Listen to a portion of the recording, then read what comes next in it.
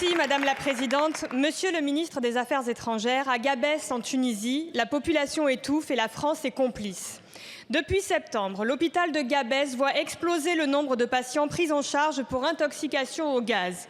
Au moins 310 personnes ont été hospitalisées pour des difficultés à respirer, dont une cinquantaine de lycéens et une trentaine de collégiens.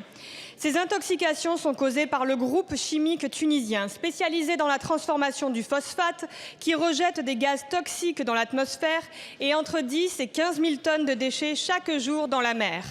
La transformation du phosphate permet de produire plusieurs engrais, notamment le DAP 1846.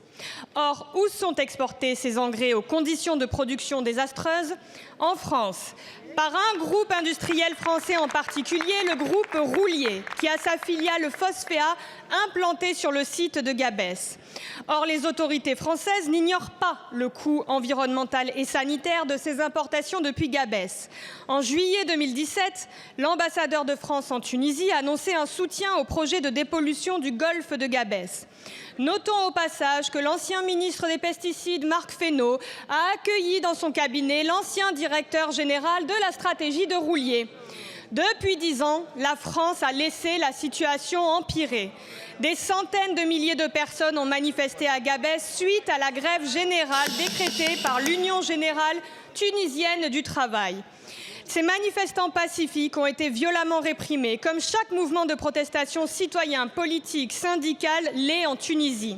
Avec mon groupe La France Insoumise, nous disons notre solidarité avec le peuple tunisien et les victimes de la répression du régime autoritaire de Kaïs Saïed.